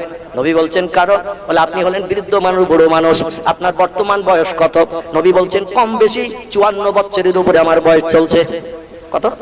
54 বছরের উপরে আমার বয়স চলছে। কারণ হিজরত হয়েছে 53 সালে, নবীজির 53 বছর বয়সে হিজরত হয়ে মক্কা থেকে মদিনায় গেলেন। আর 1 বছর পরে ওরা যুদ্ধ ঘোষণা করলো, তাহলে হিসাবে মোটামুটি 54 বছর হয় নবীজির বয়স। বলেন, আপনি বৃদ্ধ, এখন বৃদ্ধার কোটে আপনি উপনীত হয়েছেন, এজন্য আপনি ময়দানে যুদ্ধ করতে গেলে আপনার গাইড করতে আমাদের আরো 3-4 জন বাড়তি লোক লাগবে। কারণ আপনি বুড়ো মানুষ, ময়দানে বিপদে পড়লে আপনাকে কে রক্ষা করবে, কে আপনার সাহায্য করবে? এজন্য আপনি আর ময়দানে সামনে যাবেন না, আপনি পিছনের দিকে দূরে দাঁড়িয়ে থাকুন, ওখান থেকে তথ্য দেবেন, আর আমরা শুনে শুনে সেই মতো যুদ্ধ করব আপনার নেতৃত্ব মেনে। জোরে বলুন একটু সুবহানাল্লাহ। আল্লাহ নবীকে দূরে দাঁড় করে রেখে মদিনার মুসলমানেরা নবীজির মুখে হাসি ফোটানোর জন্য সামনের দিকে এগিয়ে চলে গেছে। একজন ব্যক্তিকে আবার নবীজির গাইডমান করে রাখার জন্য সাহাবায়ে কেরাম মদিনার মুসলমানেরা একজন ব্যক্তিকে সাব্যস্ত করলেন। লোকটির নাম আবু বকর সিদ্দিক রাদিয়াল্লাহু। জোরে বলা যাবে কি একটু সুবহানাল্লাহ? ডেকে বললেন, ভাই মক্কাবাসী, আপনি নবীজির কলেমার দাওয়াতের প্রথম সঙ্গী, হিজরতের সঙ্গী, নবীজির বাল্যকালের বন্ধু ছিলেন, যৌবনের বন্ধু ছিলেন, কলেমার দাওয়াতের প্রথম বন্ধু, নবীজির বিপদের পাশে দাঁড়িয়ে সাহারা সাহায্য করেছেন। মক্কায় কম বেশি 13 বছর, আবার এই মক্কা থেকে মদিনা দূরের রাস্তা, 600 কিলোমিটার রাস্তা, পথ দেখিয়ে দেখে রাতের বেলা আপনি সঙ্গে করে নিয়ে এই মদিনায় নিয়ে এসেছেন। আপনারও বয়স তো নবীজির মতো, ওই রকম একই রকম, নবীজি যেমন বৃদ্ধ বুড়ো, আপনিও তেমন বৃদ্ধ বুড়ো হয়ে রয়েছেন। এজন্য আপনাকেও ময়দানে যেতে হবে না, ময়দানে দায়িত্ব আমরা পালন করব। আপনি নবীজির একটু গাইডম্যান হয়ে নবীর পাশে থাকেন। শত্রুরা কোন দিক থেকে গোপনে এসে যদি নবীজির উপর আঘাত করে, তাহলে সর্বনাশ হয়ে যাবে। আপনি নবীজির গাইডের দায়িত্বে থাকেন। আবু বকরের বয়স তখন 52। কত? নবীজির থেকে 2 বছর বয়স কম ছিল আবু বকর সিদ্দিকের। নবী 40 বছর বয়সে যখন কলেমার দাওয়াত দিল মক্কায়, আবু বকরের বয়স ছিল তখন 38। কত? 38 বছর বয়সে নবীজির হাতে হাত দিয়ে প্রথম কলেমা পড়েছিল আবু বকর। নবীর বয়স ছিল তখন 40। নবীর থেকে 2 বছর বয়স আবু বকরের কম ছিল। আবু বকর আল্লাহর কাছে নামাজ পড়তে কাঁদতো আর বলতো, আল্লাহ আমি নবীজির থেকে বয়স বেশিও চাই না, নবীর থেকে বয়স কমও চাই না, আমি তেমন কিছু নিয়ে হাসরের মাঠে যেতে পারবো বলে আমার বিশ্বাস নাই। তবে আপনার নবীকে যে হায়াত দিয়ে পৃথিবী থেকে ইন্তেকাল করিয়ে তার বিবি আমার কন্যার ঘরে কবরস্থ করে রেখেছেন, আমাকে সেই হায়াতটুকু দেবেন, বেশি কম চাই না। হাসরের মাঠে অন্তত নবীর একটা সুন্নত নিয়ে যেন হাজির হতে পারি। জোরে বলুন একটু সুবহানাল্লাহ। আল্লাহ আমি 64ও চাই না, 62ও চাই না, আমার বয়সটা 63 দেবেন, কারণ আপনার নবীকে 63 বছর বয়সে ইন্তেকাল করিয়ে আমার কন্যা ঈশার ঘরে আপনি কবরস্থ করে রেখেছেন। তাই নবীর জীবনের শেষ সুন্নতটা ওই 63 বছর হায়াত নিয়ে আমি যেন দুনিয়া থেকে বিদায় হতে পারি। আচ্ছা, আমাদের যাদের বয়স 67 আছে, 75 রয়েছে, এর যদি বলা হয় তুমি নবীর থেকে আরো তো 7 বছর 12 বছর বেশি পেয়েছো, চলো তোমারই চাচা 5 তলায় দিয়ে আসি, রাজি হবে তো কেউ? বলবে তুই যা, আমি বেশি আছি, বেশি বয়স নিয়ে তো তোর বাপের কি, আমার উপরে তোদের অত হিংসা কেন? হারা তোদের খাই না পড়ি, এই বলবে না? বলবে না? দুনিয়ার কোনো মানুষ চায় না। আল্লাহ নবী বলছেন আমার উম্মতিরা দুটি জিনিসের আশা থেকে কোনোদিন বঞ্চিত হতে চায় না। আল্লাহ আমার উম্মতের যত দেয় আমার উম্মত তত চায়, কোনোদিন বলেনি আর নেব না। একটি হলো আয়ুষ্কাল হায়াত, আল্লাহ যত দেয় বান্দা তত চায়, কোনোদিন বলেনি হায়াত আয়ুষ্কাল আর নেব না। 137 বছরের কোন বুড়ো যদি আপনাদের দেউল এলাকায় বেঁচে থাকে, ওরে যদি বলা হয় ডবলের উপরে বয়স পেয়েছো চাচা, চলো তোমার কবরে দিয়ে আসি, রাজি হবে কি চাচা কবরে যেতে? ডবলের উপরে বয়স পেয়ে গেছে, তাও বলবে এখন আমি 27 বছর বেঁচে থাকার আশা করি। আমার ভাইরা, হায়াত বয়স আল্লাহ যত দেয় বান্দা তত চায়, কোনোদিন বলেনি আর নেব না। নবী বলছেন আর একটা জিনিসের আশা থেকে আল্লাহ বলে আমার শক্তি কেমন আগে একটু শুনে যাচাই করে নাও, অন্তরে দৃঢ় প্রতিজ্ঞাবদ্ধ হয়ে যাও, আমার শক্তির সঙ্গে কোন শক্তি পাল্লা দিয়ে জয়ী হতে পারবে কিনা। ও দুনিয়ার মানুষ শোনো, তুলিজুল লাইলা ফিন নাহারে ওয়া তুলিজুন নাহারা ফিল লাইল ওয়া তুখরিজুল হাইয়া মিনাল মাইয়িতি ওয়া তুখরিজুল মাইয়িতা মিনাল হাইয়্যি ওয়া তারযুকু মান তাশাউ বিগাইরি হিসাব। চিল্লায়ে গলা ছেড়ে বলুন আল্লাহু আকবার। আল্লাহ বলছেন আমার শক্তি ক্ষমতা পাওয়ার কেমন আগে একটু বুঝে নাও, অন্যথায় তোমাদের ইমানের ভিতরে ঘাটতি থেকে যাবে। আমার সাহায্য তোমরা পেয়ে লাভবান হবে কিনা নিয়ে সংশয় দেখা দেবে মুসা নবীর মতো। মুসা নবীর মনের ভিতরে যেমন কুটকুট খুটকুট করছিল বলে আমার কাছে প্রশ্ন করেছিল, আল্লাহ তুমি নাকি ঘুমাও না, মনে আছে তো নাকি? আমার আল্লাহ বলেন আওয়ালাম তুমিন ইয়া মুসা ইবনে ইমরান, এই ইমরানের বেটা মুসা আমি ঘুমাই না, ওটা কি তোর বিশ্বাস হয় না? মুসা একটু চিন্তা ভাবনা করে বলছেন আল্লাহ কলু নাম ইয়া রব্বি, আল্লাহ তুমি ঘুমাও না ওটা আমার বিশ্বাস হয়। মুসা নবী বলছে কলু নাম ইয়া রব্বি, আল্লাহ তুমি ঘুমাও না ওটা আমার বিশ্বাস হয়। আল্লাহ বলেন বিশ্বাস হয় তাহলে আবার জিজ্ঞাসা করলি কেন? হ্যাঁ তো বিশ্বাস হয় তো আবার প্রশ্ন করলি কেন? মুসা বলছে মনের ভিতরে কুটকুট করে, তাই কি করে? কুটকুট করে। তাফসীরে কারকার লিখেছেন একজন পয়গম্বর প্রশ্ন করে আল্লাহর কাছে জানতে চেয়ে বলছেন আমার মনের ভিতরে কুটকুট করে, আর একজন প্রশ্ন করে বলছে আল্লাহ আমার মনের ভিতরে কুটকুট করে। আল্লাহ বলো তোর মতো কুটকুটে ব্যায়ামওয়ালা পয়গম্বর দিয়ে আমি মিশর সিরিয়ার দেশে দিনের কাজ করাবো না, তোর মনের ভিতরে কুটকুটে ব্যায়াম থাকবে, আর তারে দিয়ে আমি দিনের কাজ করাবো, ও কাজে সফল হবে না। এই জন্য তোর কুটকুটে ব্যায়াম আগে দূর করবো, তারপরে আমি আমার দিনের কাজ তৈরি দিয়ে করাবো। পয়গম্বর আমি ঘুমাই না ভালো থাকি এটা তুই বিশ্বাস করছি বলছিস, তবে তোর মনের ভিতরে কুটকুট করে। আল্লাহ বলছেন কেন কুটকুট করে? বলে যে ঘুমায় না, বিশ্রাম নেয় না, সে তো ম্যাড হয়, পাগল হয়। তো তুমি তো সারা জীবন ঘুমাও না, তাহলে তুমি কোন হসপিটালে যাও, কোন নার্সিংহোমে যাও, কি ওষুধ খাও, কোন ডাক্তার দেখাও, এই নিয়ে আমার মনের ভিতরে কুটকুট করে। আল্লাহ বলছেন মুসা আমি আল্লাহ ডাক্তারখানায় যাই না, ওষুধ খাই না, কোনো জায়গায় হসপিটালে ভর্তি হই না, নার্সিংহোমে যাই না, আমি আল্লাহ ভালো থাকি, এটা তুই দেখবি না শুনবি? আল্লাহ বলছেন এটা দেখবি না শুনবি? মুসা নবী একটু চিন্তা ভাবনা করে বলছে আল্লাহ গল্প শোনার থেকে চোখে দেখা ভালো। কি বললো? গল্প শোনার থেকে চোখে দেখা ভালো। তাহলে প্রশ্নের প্রতি উত্তর মুসা ঠিক দিয়েছে না ভুল দিয়েছে? পয়গম্বর হলো আল্লাহর পরের স্টেজের জ্ঞানী, চারটেখানি ব্যাপার না। পয়গম্বর বলছে গল্প শোনার থেকে চোখে দেখা ভালো। আচ্ছা আমাদের কাছে কেউ যদি আজগবি গল্প করে, গল্প শুনে আমরা মনে মনে চিন্তা করি সেই তো সত্যি কি মিথ্যে, এখন ওটা বাস্তবে দেখলে আর সন্দেহ থাকবে? সন্দেহ থাকবে না। এই জন্য গল্প শোনার থেকে অনেকে চোখে দেখতে চায়। আল্লাহ বললেন চোখে যদি দেখতে চাস, আমি ঘুমাই না ভালো থাকি, হসপিটালে যেতে হয় না, নার্সিং হোমে যেতে হয় না, ডাক্তার দেখাতে হয় না, মেডিসিনের দোকানে ওষুধ কিনে আমার তোদের মতো গিলি টিলে খেতে হয় না, আমি সবসময় ভালো থাকি, দেখতে যখন চাস ইজহাবিল আল বাইত, বেরিয়ে পড় ঘর থেকে।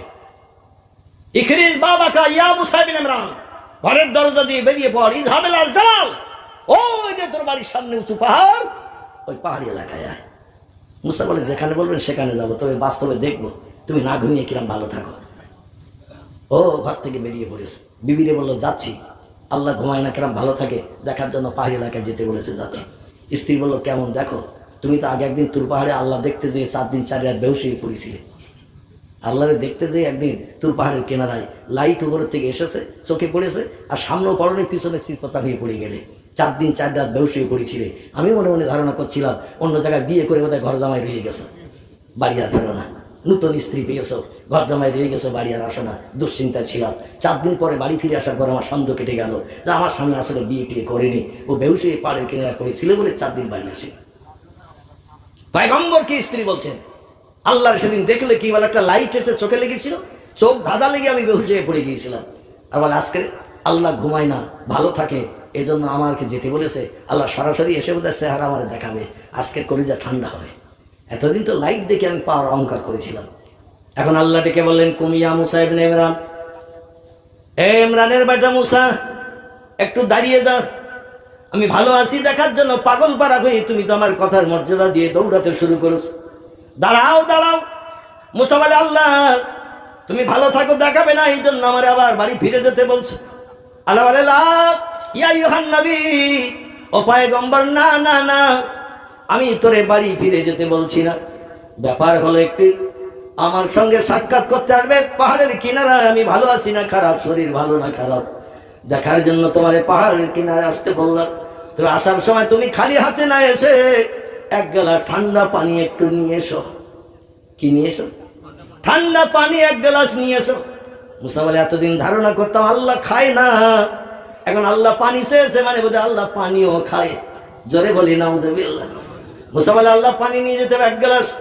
আল্লাহ বলে নাম ইয়া আইয়ুহান নবী, আমার পয়গম্বর গো, হ্যাঁ, তবে মেলামাইনের গ্লাসে পানি আনলে চলবে না, স্টিলের গ্লাসে চলবে না, কাঁসার গ্লাস চলবে না, পিতলের গ্লাস চলবে না, মাটির কটরা চলবে না। ও মুসা কাঁচের গ্লাসে করে পানি আনতে হবে। কিসের গ্লাস? কাঁচের গ্লাসে করে পানি আনতে হবে, কাঁচের গ্লাস ছাড়া কিন্তু চলবে না। মুসা বলে আমাদের দেশে ছেলে মেয়ে দেখাশোনা হলেই তো কাঁচের গ্লাস ব্যবহার করা হয়। এখনো কাঁচের গ্লাসের মর্যাদা আছেন না? বাড়িতে নতুন অতিথি আত্মীয় স্বজন যদি আসে, ছেলে মেয়ে দেখার একটা উৎসব চলে, সব গ্লাস রিজেক্ট করে দিয়ে কাঁচের গ্লাস বার করা হয়। কাঁচের গ্লাসের একটা সম্মান আলাদা। আর কাঁচটা যদি স্বচ্ছ হয়, ওর ভিতরে মিনারেল ওয়াটার ভালো পানি যদি দেওয়া হয়, পিপাসা না লাগলেও বলে 1 চুমুক খাই।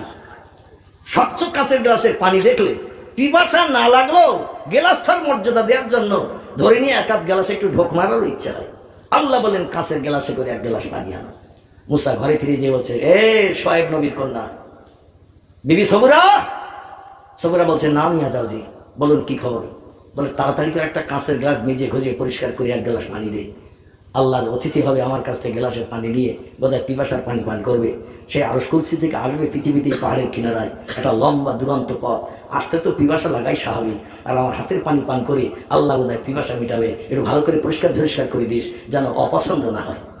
স্ত্রী কাঁচের গ্লাস মেজে ঘষে পরিষ্কার করে 1 গ্লাস ঝর্ণার পানি দিয়ে দিলেন। মুসা নবী পানির গ্লাস হাতে করে নিয়ে রওনা দিয়েছেন সেই পাহাড় এলাকায়। যেতে যেতে পাহাড়ের কাছাকাছি চলে গেছেন। হঠাৎ দেখে পাহাড়ের উপর থেকে একটা লম্বা পাথর, বড় আকারের লম্বা পাথর সরসর করে সরে এসে পাহাড়ের ধার দিয়ে যে রাস্তা, ওই রাস্তার উপরে পাথর এসে বিছিয়ে পড়ে গেছে। পাথরটা এভাবে রাস্তার উপরে পড়েছে, সাইড দিয়ে যাওয়ার জায়গা নাই, যেতে গেলে পাথরের উপর দিয়ে যেতে হবে। মানে এমনভাবে পাথরটা উপর থেকে এসে গড়িয়ে তলায় এসে পড়েছে, পাথরের উপর দিয়ে যাওয়া ছাড়া আর পাশ দিয়ে যাওয়ার রাস্তা নেই। 2 দিকে উঁচু পাহাড়। মুসা নবী চিন্তা ভাবনা নিল, পাথরটা যখন উপর থেকে নেমে এসে এই রাস্তা অ্যাটাক করেছে, আমি পাথরের উপর দিয়ে যাই, কারণ আরও সামনে না গেলে তো আল্লাহর সঙ্গে সাক্ষাৎ হবে না। আর আল্লাহ বললেন এই পাহাড় এলাকায় আয়, এখন জায়গা পর্যন্ত না গেলে তো দেখা হবে না। এখন পাথরের উপর দিয়ে মুসা নবী যেই রওনা দিয়েছেন, হাফ পজিশনে যেই গেছেন, আল্লাহ বলছেন কুম ইয়া মুসা ইবনে ইমরান, ইমরানের বেটা মুসা দাঁড়িয়ে যা, দাঁড়া। মুসা বলে আল্লাহ আজ যেতে হবে না? আল্লাহ বলে না আর যেতে হবে না। মুসা বলে তাহলে আমারই লাভ হলো, যদি আপনি না বলতেন আরো 2-4 কিলোমিটার আমার যেতে হতো, তা তুমি এগিয়ে আসবে, আমার একটু কষ্ট কম দেবে। সত্যি আল্লাহ তোমার দয়া মায়ার শেষ নাই, জোরে বলুন সুবহানাল্লাহ। মুসা বলে আল্লাহ তুমি ইচ্ছে করলে আমার তো আরো 4 কিলোমিটার হাঁটতে বলতে পারতে, কিন্তু না বলে তুমি এই পাহাড়ের পাথরের উপরে আমার দাঁড়াতে বলছো, আসলে ধুলার উপরে দাঁড়ালে তোমার পায়ে ধুলাটাও লেগে যেতে পারে, তাই পাথরটা গড়িয়ে পড়েছে রাস্তায়, আর পাথরের উপরে আমি উঠে দাঁড়িয়েছি, আর তুমি এই পাথরের উপরে এসে বোধহয় দাঁড়াবে যাতে পায়ে ধুলোটলো না লাগে। আলহামদুলিল্লাহ, ভালো জিনিস, আমি পাথরের উপরে দাঁড়িয়ে থাকি। মুসা নবী পাথরের উপরে দাঁড়িয়ে দিয়েছে। 1 ঘন্টা যায়, 2 ঘন্টা যায়, 3 ঘন্টা যায়, আল্লাহ আসে না। মুসা বলে, আল্লাহ আসতে দিয়ে কত জায়গায় বাধা পাচ্ছে, তা ঠিক আছে, কত সৃষ্টি আল্লাহর রাস্তায় অ্যাটাক করছে, সমস্যার কথা জানাচ্ছে, অসুবিধার কথা জানাচ্ছে, তাদের সমস্যা সব সমাধান করিয়ে তারপরে তো আল্লাহ আসবে আমার কাছে। সেখান থেকে আসতে গেলে তো কত বাধা, কত সৃষ্টির সম্মুখীন আল্লাহ হবেন, তাদের সমস্যার সমাধান হবে। এজন্য আমার তো আজকের একটু ধৈর্য ধরতে হবে। এই জন্য মুসা বলে, একটু কষ্ট করে দাঁড়ায়। সূর্য প্রচন্ড রৌদ্র তাপ দিচ্ছে, পাহাড়ের পাথর গরম হয়ে যে লু হাওয়া ছুটতে শুরু করেছে। পাহাড়ের পাথরগুলো যখন রৌদ্র পড়ে গরম হয়ে গেল, লু হাওয়া ছুটতে শুরু করেছে দুপুর রৌদ্রে। মুসা নবী পাথর উপরে দাঁড়িয়ে কাঁচের গ্লাস 1 গ্লাস পানি হাতে করে নি, দেহ দিয়ে ঘাম ঝরঝর করে গোসল করার মতো ঝরতে শুরু করেছে। মুসা বলে, আল্লাহ আর 2-1 ঘন্টা দাঁড়াতে হয়, দাঁড়াবো, আপত্তি নাই, কিন্তু যদি আবহাওয়াটা একটু স্বাভাবিক হতো। এই প্রচন্ড রৌদ্র তাপ, দুপুরবেলা গরম, মানুষের পক্ষে অধৈর্য হয়ে যাচ্ছে, অসহ্য হয়ে যাচ্ছে। একটু ঠান্ডা আবহাওয়া হলে, মেঘলা হলে বড় ভালো হতো। আল্লাহ ডেকে বলে, ইসরাফিল, এই ইসরাফিল, আকাশে মেঘ জমা, ওয়ায়ানজালুস সামা, এই ইসরাফিল, মেঘ জমিয়ে মেঘ থেকে পানি বর্ষণ কর। জোরে বলুন সুবহানাল্লাহ। আল্লাহ 4 জন ফেরেশতাকে 4টি বড় কাজের দায়িত্ব দিয়ে রেখেছেন।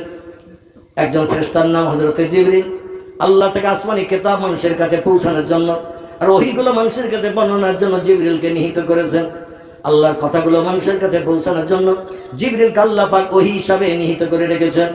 একজন ফেরেশতার নাম হযরতে মিকাইল, আল্লাহ তাকে মেঘ পরিচালনা করে পানি বর্ষণের দায়িত্ব দিয়েছেন। জোরে বলুন একটু সুবহানাল্লাহ।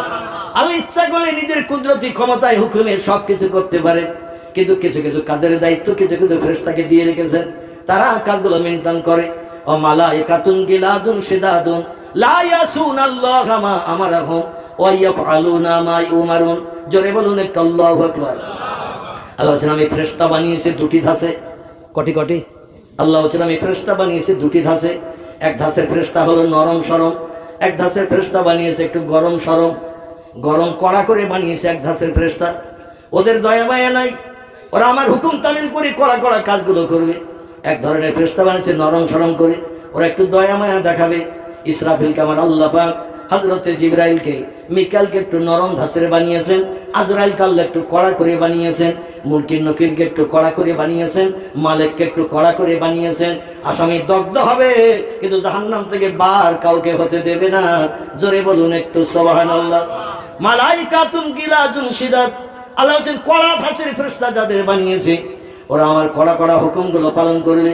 যে বান্দার মিজানের গাড়ি পাল্লায় নেকি বদি ওজনের পর পাপের পাল্লা ভারী হয়ে যাবে, কড়া ধাঁচের ফেরেশতারা বলবো, তাদের বলবো, ওদের গলায় লোহার শিকলের দড়ি পরিয়ে দিয়ে গরু ছাগলের মতো হল হল করে টানতে টানতে জাহান্নামে নিক্ষেপ করে দিয়ে হাসাউফা ইয়ালামুন ইজিল আগলালু ফি আনাকিহিম ওয়াসসালাসিল ইয়াসহাবুনা ফিল হামিমে সুম্মা ফিন নার ইয়াসজারুন। জোরে বলুন একটু আল্লাহু আকবার। আল্লাহ বলেন, মিজানের দাড়ি পাল্লায় নাকি বদি ওজন হলে, পাপের পাল্লা যদি কারো ভারী হয়ে যায়, আমার ওই কড়া ধাঁচের ফেরেশতারা গলায় লোহার শিকলের দড়ি পরিয়ে গরু ছাগলের মতো হল হল করে টানতে টানতে নিয়ে জাহান্নামে নিক্ষেপ করে দেবে। সেখানে শুধু বান্দারা দগ্ধ হতে থাকবে। জাহান্নামী যারা হবে, কোটি কোটি বছর পড়লো, মরণ কোনোদিন হবে না। জাহান্নামে মরণ নাই, সব সৃষ্টির মরণ হবে একবার। সেই মরণ হলো এই পৃথিবীর মরণ। সব সৃষ্টির মরণ হবে একবার, সেই মরণ হলো এই পৃথিবীর মরণ। পৃথিবীর মরণের পর আল্লাহ বলছেন, সুম্মা ইউহয়িকুম, তোমাদের আবার জিন্দা করা হবে। জোরে বলুন একটু আমিন। বিশ্বাস হয় না? হয় না? আমার ভাইয়ের একজন পয়গম্বর কিন্তু বিশ্বাস করতে পারেননি। এ পয়গম্বর সাধারণ পয়গম্বর নন, ইনি হলেন জালালি কদরের একজন পয়গম্বর। নাম তার ইব্রাহিম খলিলুল্লাহ। কি নাম? ইব্রাহিম খলিলুল্লাহ। আমার আল্লাহ ডেকে বলে, আল্লাহ কাইফা তুহিল মাউতা ইয়া রাব্বি, আল্লাহ তুমি নাকি আবার পরে মরা জিন্দা করবে। আল্লাহ বললেন, আওয়ালাম তুমিন ইয়া ইব্রাহিম, ইব্রাহিম আমি মরা জিন্দা করব ভবিষ্যতে, এটা কি তোর বিশ্বাস হয় না? ইব্রাহিম নবী ধন্দে পড়ে গেল, হ্যাঁ বলবো না বলবো।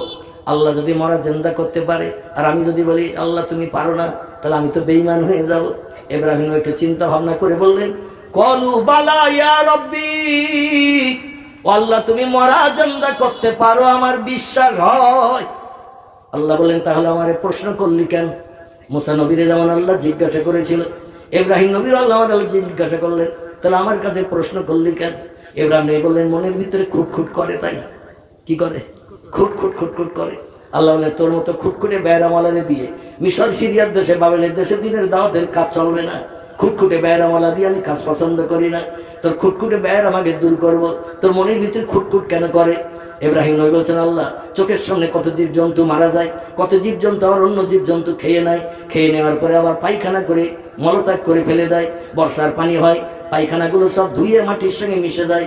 কত জীবজন্তু এইভাবে দুনিয়া থেকে বিদায় হয়ে মাটির সঙ্গে মিশে গেল, পানির সঙ্গে মিশে গেল। আবার তুমি জিন্দা করবে কি করে? এই নিয়ে আমার মনের ভিতরে খুটখুট খুটখুট করে। চোখের সামনে অনেক জীবজন্তু গিলে খেয়ে নেয়, আবার খেয়ে নেওয়ার পরে উদারপূর্ণ করার পরে পায়খানা হয়ে মলদার দিয়ে বেরিয়ে যায়। পায়খানায় বর্ষার পানি হয়, ধুয়ে গলে সব একাকার হয়ে যায়। কত জীবজন্তু মারা যায়, মাটির সঙ্গে মিশে যায়, পচি গলে সব মাটি হয়ে যায়। তুমি আবার কি করে জিন্দা করবে? এই নিয়ে আমার মনের ভিতরে খুটখুট করে। আল্লাহ বলে, তোর মতো খুটখুটে বেয়রামালাকে দিয়ে দিনের কাজ পছন্দ করি না। পয়গম্বর, আমি তোর খুটখুটে বেয়রাম দূর করতে চাই। পয়গম্বর বলল, আল্লাহ তাহলে তো খুব ভালো হয়। আল্লাহ বলেন, এখন গল্প শুনবি না চোখে দেখবি? পয়গম্বর বলল, আল্লাহ আমি গল্প শুনে খুশি হতে পারবো না, খুটখুটে বেয়রাম যাবে না, তো একটু চোখে দেখালে আমি নিশ্চিন্ত হতে পারি।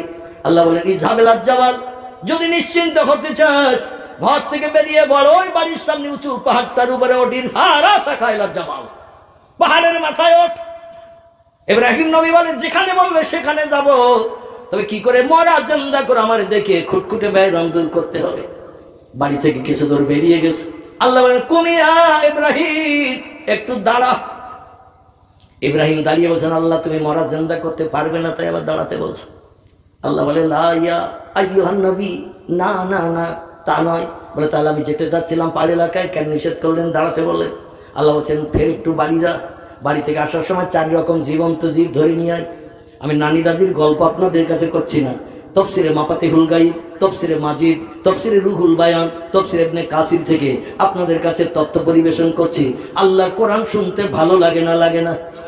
আমার ভাইরা, পয়গম্বরকে আল্লাহ বলেন, বাড়ি থেকে 4টে জীবন্ত জীব ধরে নিয়ে আয়, যা তোর হাতের পাশে নাগালে পাবি। 4 রকম জীবন্ত জীব আনতে যে যেন দেরি করবি না। ইব্রাহিম নবী ঘরে দিয়ে চালের থেকে একটা চড়ুই পাখি ধরে নিয়েছে। অনেকে চালে চড়ুই পাখি বাসা করে না, একটা চড়ুই পাখি চালের থেকে বার করে ধরে নিয়েছে। বাড়ির কোঠার থেকে ডোবের থেকে একটা মোরগ নিয়েছে, মোরগ। আমার ভাইরা, অনেকের বাড়ি দেখবেন ময়ূর পোষা হয়, ময়ূর। আবার অনেকের বাড়ি দেখবেন কবুতর পোষা হয়। তফসির কারকেরা কেউ বলেছেন ময়ূর, অধিকাংশ তফসির কারক বলছেন কবুতর। বাড়িতে কবুতর পোষে অনেকে। কবুতরের বাসা থেকে টপ থেকে একটা কবুতর ধরে নিয়েছেন। 3 রকম ধরে নেওয়ার পরে চড়ুই পাখি নিল, মোরগ নিল, কবুতর নিল, 4 রকম আর খুঁজে পাচ্ছে না। কি করি? আমার আল্লাহ ডেকে বলে, মাহালুকা মাকবালুকা ইয়া ইব্রাহিম, কি হলো? তোরে 4 রকম জীবন্ত জীব আনতে বললাম পাহাড়ের উপরে, এখনো কেন ঘর ছাড়িস না? ইব্রাহিম বলে, আল্লাহ 3 রকম হাতের কাছে নাগালে পেয়েছি, টপ টপ করে ধরে নিস। আরেক রকম পাচ্ছি না, তাই যেতে পাচ্ছি না। আল্লাহ বলে, তোর বাড়ি বকরি, ছাগল, ভেড়া, দুম্বা আছে না নাই? অধিকাংশ পয়গম্বরেরা উট, ভেড়া, দুম্বা, ছাগল চড়িয়েছে। জোরে বলুন একটু সুবহানাল্লাহ। এজন্য নবী মুহাম্মদ রাসূলুল্লাহ বলছেন, কোনো ব্যক্তি যদি ছাগলের দড়িতে হাত দেওয়াকে অস্বীকার করে, ইনকার করে, হেনাত করে, গরুর দড়িতে হাত দেওয়া যদি অস্বীকার করে, ইনকার করে, নিন্দনীয়, দৃষ্টিকটু মনে করে, হাসরের মাঠে তার সঙ্গে আমার কোনো সম্পর্ক থাকবে না। কারণ আমি রাসূল 7 থেকে 8 বছরের মতো মক্কা নগরীতে ধনীদের উট, ভেড়া, দুম্বা চড়িয়েছি মাঠে মাঠে। আমার দুধমা হালিমার ঘরে থাকতে 6 বছরের মতো বয়স্ক হওয়া পর্যন্ত দুধমা আব্দুল্লাহ কিনে মাঠে উট, ভেড়া, বকরি চড়িয়েছে। যদি আমার সুন্নত মনে করে কোনো ব্যক্তি ছাগলের দড়ি ধরে নিয়ে রাস্তার ধারে একটু খোঁটাটা মেরে দেয়, ছাগলের দড়িটা খোঁটাটা তুলে নিয়ে বাড়ি এনে খুঁটিতে বেঁধে দেয়, সে আমি মুহাম্মদ আমার সুন্নত পালন করলো। মান তামাসসাকা বিসুন্নতি ইনদা ফাসাদি উম্মতি ফালাহু আজরু মিআতা শহীদেন। চিল্লায়ে বলুন একটু আল্লাহু আকবার, একটু জোরে বলুন আল্লাহু আকবার। আল্লাহর নবী বলছেন, আখিরি জামানের সেই যুগে কোন একজন ব্যক্তি আমার একটা সুন্নত ভালোবেসে পছন্দ করে বাস্তব জীবনে যদি আমল করে কবরে কবরস্থ হয়, আমি মুহাম্মদ রাসূলুল্লাহ বলছি, আল্লাহ পাক হাসরের মাঠে তাকে 100 শহীদের মর্যাদা দিয়ে হিসাব নিকাশবিহীন জান্নাত হালাল বানিয়ে দেবে। নারায়ে তাকবীর। গরুর দড়িতে হাত দেওয়া ভালো না খারাপ? ছাগলের দড়ি ধরে নিয়ে রাস্তার ধারে খোটা পথা আবার তুলে নিয়ে বাড়ি আসা ভালো না খারাপ? সাতলা বাড়ি আছে বলে, 4খানা গাড়ি আছে বলে, 20 কোটি টাকা আছে বলে এহনাত এনকার করলে, নিন্দনীয় কাজ মনে করলে কিন্তু হাসরে বিপদ আছে। আমার ভাইরা, আল্লাহ নবীর টোটাল জীবন আদর্শটাই হলো আমাদের সুন্নত। যে লোকটি সুন্নত মনে করি নবীর আদর্শ বাস্তবে রূপদান করবে, হাটে মাঠে পথে রাস্তাঘাটে যেখানে যায় মাথায় টুপিটা দিয়ে গেল, কালো চুল ঢেকে চলে গেল, জামার বাড়ি শ্বশুর বাড়ি গেল, টুপি মাথায় দিয়ে গেল, হাটে মাঠে পথে জামার বাড়ি শ্বশুর বাড়ি বিয়ে বাড়ির অনুষ্ঠানে গেল, মুখের দাড়িতে খুরকেছে লাগালো না। এখন আমাদের ছেলেরা দেখবেন বিয়ে বাড়ির অনুষ্ঠান যদি হয়, ছেলে আগে যেয়ে ঝাঁপে বাড়ি মারে, তাড়াতাড়ি ঝাঁপ তোল ভাই। বলে কি হয়েছে? বলে বন্ধুর বোনের বিয়ে নিমন্ত্রণ হয়েছে গতকাল, তাড়াতাড়ি করে একটু টেনে দে। বলে 7 দিন আগে তো তোমার দাড়ি কেটে দিস। বলে আবার বন্ধুর বোনের বিয়ে, সেখানে কত লাল হলুদ আসবে, আর আমার এই 2 সাবালিতে একটু কালো কালো গোড়া গোড়া বেরিয়েছে, অনেক মেয়ে পছন্দ করবে না। 7 দিন আগে টেনেছিস তো কি হয়েছে, 5 দিনের দিন আজকের আবার টান। দোকানদার দাড়ি কাটে আর মুসকে মুসকে হাসে আর বলে আল্লাহ ঘন ঘন যেন বিয়ের নেমন্তন্ন হয়, ঘন ঘন যেন বিয়ের নেমন্তন্ন হয়। আর 5 দিনের মাথায় যদি দাড়ি টানতে আসে, আমার সংসারের অচল হওয়ার সন্দেহ নাই। কারণ 20-50 তো পাবো, ও টেনে বাসুক বরুক আমার দেখার দরকার নাই, টেনে দিলেই তো 20-50 পাবো। রাসূল বলছেন মান কাতাল্লাহিয়া ফাকাতালানি, যে লোকটি আমার সুন্নতকে ইহনাত করলো, ইনকার করলো, পৃথিবী থেকে বিদায় করে দিয়ে দিল। দাড়ি কর্তন করে বানানো হনুমান মার্কা চেহারা বানিয়ে নিল। হনুমানের মুখটা যেমন আমার উম্মত মুখটা বানালো তেমন, বানরের মুখটা দেখতে যেমন আমার উম্মত মুখটা বানালো তেমন, আমি মুহাম্মদ আমার সুন্নতকে জলাঞ্জলি দিল। ফাকাতালানি, সেজন্য আমি মুহাম্মদ আমারে মার্ডার করে দিয়ে দিল। যে লোকটা আমারে মার্ডার করে দিল, ফালাইসা মিন্নি মিন ইয়াউমিল কিয়ামাত, হাসরের মাঠে তার সঙ্গে আমার কোনো সম্পর্ক থাকবে না, সে আমার কেউ না, আমি তার কেউ না। চিল্লাই বলি একটু নাউজুবিল্লাহ, একটু জোরে বলে নাউজুবিল্লাহ। আপনাদের কাছে জিজ্ঞাসাবাদ করি, হাসরের মাঠ যেদিন সংগঠিত হবে, আল্লাহ কোরআনে বলছেন ইয়াউমা ইয়াফিরুল মারউ মিন আখিহি ওয়া উম্মিহি ওয়া আবিহি ওয়া সাহিবাতিহি ওয়া বানিহি আল আখির। হাসরের মাঠ যেদিন সংগঠিত করব, কবর থেকে সবাইকে যেদিন উত্থাপিত করব, সে বাপ ছেলেরে চিনবে না, ছেলে বাপের কাছে পরিচয় দেবে না, মা মেয়েরে চিনবে না, মেয়ে মায়ের কাছে পরিচয় দেবে না, ভাই বোন কেউ কারোর সঙ্গে সম্পর্ক রাখবে না। যেদিন কেউ কারো দিকে ফিরেও তাকাবে না, সেদিন পয়গম্বর মুহাম্মদ রাসূলুল্লাহ বলছেন আল্লাহ হাসরের মাঠে বিচার শুরু করার আগে সর্বপ্রথম আমাকে জান্নাত হালাল বানাবেন, সর্বপ্রথম আমাকে জান্নাত হালাল বানাবেন। উদ্ভুত কুদখুল বাবাকা ইয়া আইয়ুহান নবী, আপনি জান্নাতের দরজা দিয়ে যে দরজা পছন্দ হয় ভিতরে ঢুকে যান। আপনি জান্নাতে না ঢুকলে আমি আল্লাহ বিচার শুরু করতে পারছি না। নবী বলেন আমার জন্য প্রথম জান্নাত হালাল হবে, কিন্তু লা ইয়াদখুলুল জান্নাহ, আমি মুহাম্মদ তত সময় পর্যন্ত জান্নাতে ঢুকবো না, হুর গেলে মানদিনী আনন্দ উপভোগ জান্নাতেই করব না, সুদভোগ করব না। হাত্তা ইয়াতাক্কে ওয়া ইখরিজু মিনান নারে মান ক্বালা লা ইলাহা ইল্লাল্লাহ ওয়া ফি কলবিহি উজনুন জাররাতিন মিন খায়র, রাওয়াহু মুসলিম। ইমাম মুসলিম বিন হাজ্জাজ রাহমাতুল্লাহি আলাইহি ওনার লিখিত হাদিসের কিতাবে হাদিসটি নকল করেছেন। নবী বলছেন আমি মুহাম্মদ রাসূলুল্লাহ প্রথম জান্নাত হালাল হওয়া সত্ত্বেও আমি জান্নাতে ঢুকবো না তত সময় পর্যন্ত, যত সময় পর্যন্ত আমার একটা উম্মত জাহান্নামের আগুনে পুড়তে থাকবে। একটা উম্মত যত সময় জাহান্নামের আগুনে পুড়তে থাকবে, আমি মুহাম্মদ তত সময় জান্নাতে ঢুকবো না, হুর গেলে মানদিনে আনন্দ ফুর্তি করবো না, জান্নাতের সুখ ভোগ করবো না, তাকে জাহান্নাম থেকে টেনে বার করে জান্নাতে না ঢুকানো পর্যন্ত। জোরে বলুন একটু সুবহানাল্লাহ। সাহাবীরা বলেন নবীজি কেমন পর্যায়ের মানুষকে জান্নাতে ঢোকাবেন? রাসূল বলতেন যে লোকটি সারা জীবনের ভিতরে একটা বার মাত্র জবানে ঠোঁট নেড়ে আল্লাহর নামের সঙ্গে আমি মুহাম্মদ আমার নামটা একটা বার মাত্র পাঠ করেছে, যেটাকে আরবি ভাষায় বলা হয় কলেমা। কি বলা হয়? কলেমা। কলেমা আরশ কুরসিতে 2টি লোকের নাম লিপিবদ্ধ করা রয়েছে একটি বাক্য বানিয়ে। বাক্যটি হলো লা ইলাহা ইল্লাল্লাহু মুহাম্মাদুর রাসূলুল্লাহ। এই বাক্যটির ভিতরে 2 জন ব্যক্তির পরিচয় ঢোকানো আছে। একজন হলেন তিনি সব সৃষ্টিকে বানিয়েছেন যিনি, কে তিনি? তিনি হলেন আল্লাহ সুবহানাহু ওয়া তাআলা। বাক্যের প্রথম অংশে আমার মাবুদের নাম লা ইলাহা ইল্লাল্লাহ, নেই কোনো প্রভু আল্লাহ ছাড়া। আর বাক্যের দ্বিতীয় অংশে লেখা আছে সমস্ত সৃষ্টির ভিতরে সেরার মর্যাদা দিয়ে আল্লাহ যারে বানিয়েছেন, ওয়া ইন্নাকা লাআলা খুলুকিন আযীম। আল্লাহ বলেন যত সৃষ্টি আমি বানিয়েছি সমস্ত সৃষ্টির ভিতরে সেরার মর্যাদা দিয়ে যারে বানিয়েছে, যার নাম আমি আমার সত্য ধর্মগ্রন্থ কোরআনে কোট করে দিয়ে দিলাম, ওয়া মা মুহাম্মাদুন ইল্লা রাসূলুন কদ খালাত মিন ক্বাবলিহির রাসূল। চিল্লাই বলুন আল্লাহু আকবার।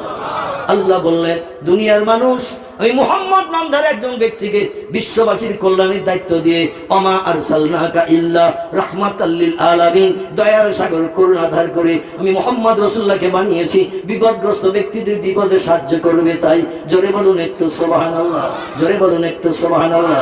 এজন্য আমাদের ভারতের হিন্দু ভাইদের ঘরে এই উচ্চ শিক্ষিত হায়ার এডুকেটেড ব্যক্তিত্ব, লোকটির নাম হলো পণ্ডিত হরপ্রসাদ শাস্ত্রী। আমি মাঝে মাঝে তার তথ্যটা মুসলমান ভাইদের মগজ সাফ করার জন্য তুলে ধরি, মাঝে মাঝে বলে থাকি। লোকটির নাম পণ্ডিত হরপ্রসাদ শাস্ত্রী। তিনি আমাদের পয়গম্বর মুহাম্মদ রাসূলুল্লাহ সম্পর্কে একটি তথ্য পরিবেশন করেছেন ইতিহাসে, কিয়ামত পর্যন্ত মুছবে না, মুছবে না। পণ্ডিত হরপ্রসাদ শাস্ত্রী বলছেন বিধাতার তরফ থেকে মানুষের কল্যাণের জন্য যদি কোনো মহামানব এই পৃথিবীতে আবির্ভূত হয়ে থাকে, সে মহামানবের নাম হযরত মুহাম্মদুর রাসূলুল্লাহ সাল্লাল্লাহু আলাইহি সাল্লাম। যদি কেউ বলে মুহাম্মদ রাসূলুল্লাহ বিধাতা প্রেরিত রাসূল নয়, আল্লাহর পাঠানো মহামানব নয়, আমি হরপ্রসাদ শাস্ত্রী বলছি স্রষ্টার তরফ থেকে মানুষের কল্যাণের জন্য কোন মহামানব এই পৃথিবীতে কোনোদিন আবির্ভূত হয় নাই। মহামানব হয়ে মানুষের কল্যাণের জন্য এই বিশ্ব মাঝারে যদি কেউ আগমন করে থাকেন, তিনি রামকৃষ্ণ পরমহংস দেব নন, তিনি বুদ্ধ দেব নন, তিনি চৈতন্য দেব নন, তিনি গুরু নানক নন, তিনি মহাবীর নন, তিনি আচার্য কেশবচন্দ্র নন, তিনি মোজেস নন, তিনি যিশু নন, তিনি সক্রেটিস নন, তিনি বালক ব্রহ্মচারী নন, তিনি বাবা রামদেব নন, তিনি হলেন মক্কার জ্যোতি, মদিনার বাতি, আব্দুল্লাহর বেটা, মামিনার নয়নের মণি, যার মধুর নাম আল্লাহ নিজেই পছন্দ করে রেখেছেন। পৃথিবীর কোনো মানুষকে নাম রাখার দায়িত্ব দেননি। তার প্রশংসিত আরবি নাম বেদের পৃষ্ঠা লিপিবদ্ধ হয়েছে। ব্যাসদেব 3500 বছর আগে হিন্দু ভাইদের পবিত্র ধর্মগ্রন্থ, যার নাম হলো বেদ। বেদ আমার ভাইরা, বেদ হলো তাদের কাছে দুধে দেওয়া পবিত্র ধর্মগ্রন্থ। আমাদের পবিত্র দুধে দেওয়া ধর্মগ্রন্থের নাম আল কোরআন। আল কোরআন আল্লাহ কোরআনও যে নাম কোট করলেন, বেদও তার নাম কোট করা হয়েছে 3500 বছর আগে। জোরে বলুন একটু মারহাবা। ব্যাসদেব জঙ্গলি সিদ্ধি সাধনা করে স্রষ্টার তরফ থেকে যে ইলহাম পেল, খবর পেল, এই খবর তিনি বেদের পৃষ্ঠা লিপিবদ্ধ করলেন। আমার ভাইরা সামবেদের 8 নম্বর শ্লোকে তত্ত্ব পরিবেশন করলেন 3500 বছর আগে। মমাদ্য বত্তিতা দেবা দকারন্তে প্রকৃতিতা বৃষণাং ভক্ষায়িত সদা বেদ শাস্ত্রে চয় স্মিতা।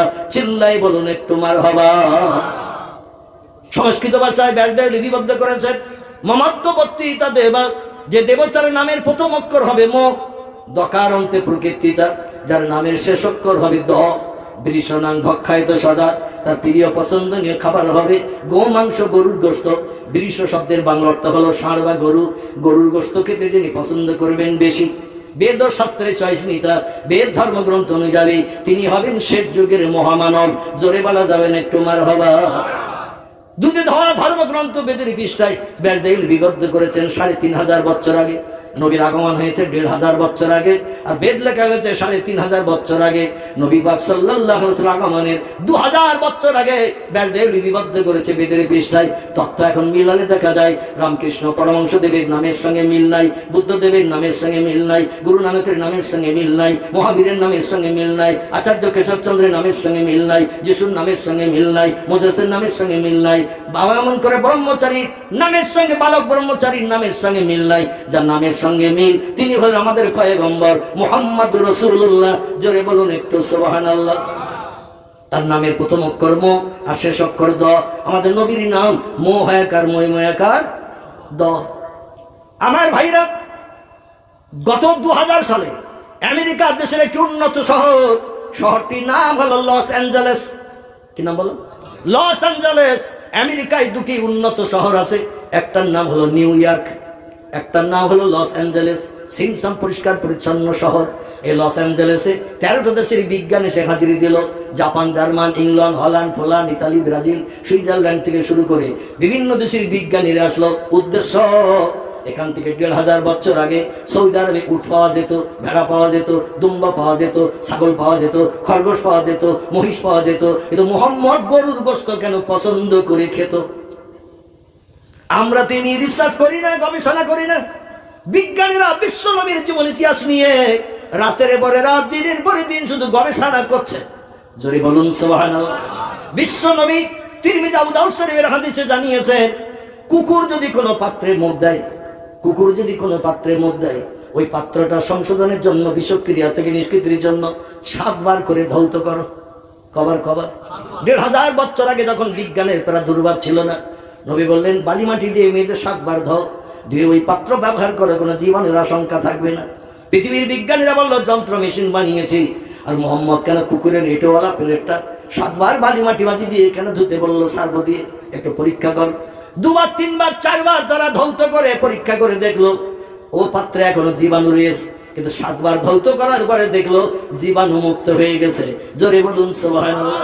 বিজ্ঞানীরা বলল মুহাম্মদ রাসূলুল্লাহ ছিল বিজ্ঞানীদের বাবা। জোরে বলা যাবে না সুবহানাল্লাহ। বর্তমানে আমরা মেশিন বানিয়ে পরীক্ষা করে যেটা বুঝলাম, বিনা মেশিনে মুহাম্মদ সেটা বাস্তবে রূপদান করে তথ্য দিয়েছে।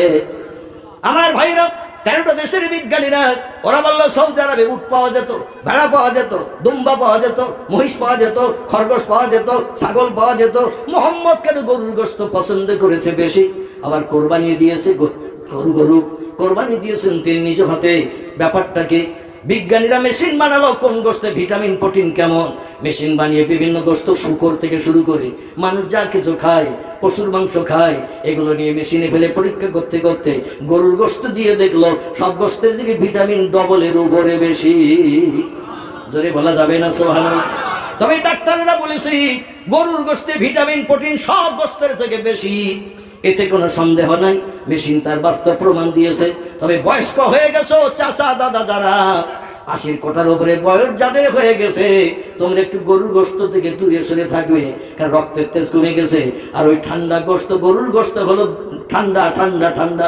এই ঠান্ডা গোশত খেলে তোমাদের বয়স বেশি হওয়ার কারণে, রক্তের তেজ কমার কারণে একটু সর্দি বেশি ধরার সম্ভাবনা আছে, সর্দি ধরার সম্ভাবনা আছে, হাঁপকাশি হওয়ার সম্ভাবনা আছে। তো রক্তের তেজ যখন থাকবে এনি টাইম চালিয়ে দাও, পান্তা ভাত অসুবিধা নাই। আমার ভাইরা, আল্লাহর পয়গম্বর মুহাম্মদ রাসূলুল্লাহ সাল্লাল্লাহু আলাইহি সাল্লাম তিনি ছিলেন বিশ্ববাসীর কাছে সেরা বিজ্ঞান। জোরে বলুন একটু সুবহানাল্লাহ। সেরা বিজ্ঞান তিনি ছিলেন। এই সেরা বিজ্ঞানী মক্কাবাসীদের কাছে বলল, মক্কাবাসীরা 13 বছর ধরে পরীক্ষা করছো আমারে, আর আমি তোমাদের পরীক্ষায় সফলতা অর্জন করেছে কিনা? ওরা বলে নাম ইয়া ইবনে মুহাম্মদ। ও ভাই গো মুহাম্মদ, যখন প্রশ্ন করি মুখটা একটু উপরের দিকে উঁচু করো, আর কে তোমার এসে প্রশ্নের উত্তর বলে দেয় তো আমরা বুঝতে পারি না। তত্ত্ব তুমি যা দাও আমরা তৌরিতে পড়ে তা পাই, জবুরে পড়ে পাই, ইনজিলে পড়ে পাই, কিন্তু তুমি তো কোন আসমানি কিতাব পড়তে জানো না। কে তোমার এই প্রশ্নের তত্ত্ব বলে দেয় বুঝি না। নবী বললেন আল্লাহু আ'লামু বিমুরাদিহি, আমার আল্লাহ সব কিছু জানেন। আমি আল্লাহর কাছে শরণাপন্ন হই, আল্লাহতে আমাকে জিবরিল আমিন মারফত তথ্য জানান। জোরে বলুন একটু সুবহানাল্লাহ। ওরা বলল মুহাম্মদ, তাহলে তোমার মগজে জ্ঞান আছে, আমরা মোটামুটি 13 বছর পরীক্ষা করে ধরে নিলাম তোমার মগজে জ্ঞান আছে, মেনে নিলাম। তাই বলে যেন ধারণা করিও না আমাদের মেমোরিতে জ্ঞান নাই। আমরা তৌরিত পড়তে জানি, জব্বুর পড়তে জানি, ইনজিল পড়তে জানি, সাহিত্য রচনা করতে পারি, কবিতা লিখতে পারি, মানুষের সমস্যার সমাধান আমরা করতে পারি। ও মুহাম্মদ, এজন্য তোমাকেও মান্যতা দিতে হবে, আমাদেরও মেমোরিতে জ্ঞান আছে। নবী বললেন তোমাদের মেমোরিতে জ্ঞান আছে, আমি অত সময় পর্যন্ত মান্যতা দেব না যত সময় আমার প্রশ্নের প্রত্যুত্তর তোমরা না দেবে।